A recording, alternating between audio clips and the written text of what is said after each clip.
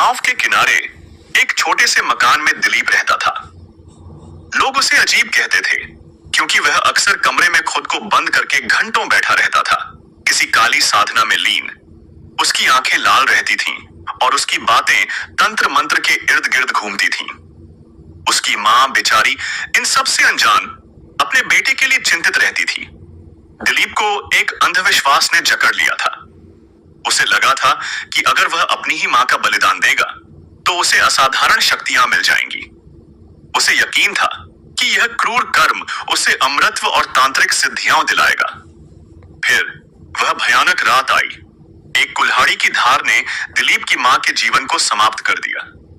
चीखने का मौका भी नहीं मिला और बांधे से अलग हो गया। जो दृश्य उसके बाद हुआ वह इंसानियत के दायरे से बाहर था। दिलीप उस खूनी जुनून में जमीन पर फैले खून को पीता रहा। उसकी नजरें अपनी मां के कटे हुए सिर पर टिकी थीं, मानो वह वहां किसी दैवीय वरदान के प्रकट होने का इंतजार कर रहा हो। जब उसका यह पागलपन कुछ शांत हुआ तो उसने उस कटे हुए शरीर से मांस खाने की भी कोशिश की।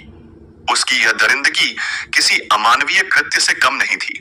अगले ही पल उस पर अपनी करनी का भयानक एहसास हावी हो गया। शक्तियों की जगह उसे डर ने जकड़ लिया। वह अपना घर छोड़कर जंगल की ओर भागा, जहां वह कई दिनों तक जंगली कंद मूल खाकर जिंदा रहा। उसका चेहरा, उसकी आंखें, सब कुछ उस भयानक रात की गवाही दे रहे थे। जब पुलिस ने उसे खोज निकाला और पूछताछ शुरू की तो जांचकर्ताओं के भी रोगटे खड़े हो गए। उस युवक की आंखों में एक ऐसी खालीपन थी जिसमें सिर्फ पागलपन और अंधविश्वास की झलक थी।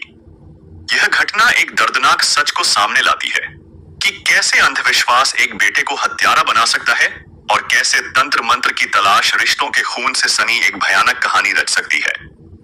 यह सच्ची घटना छत्तीसगढ़ के कोरबा की है। ऐसी ही और खबरों के लिए कृपया हमारे चैनल को सब्सक्राइब करें। धन्यवाद।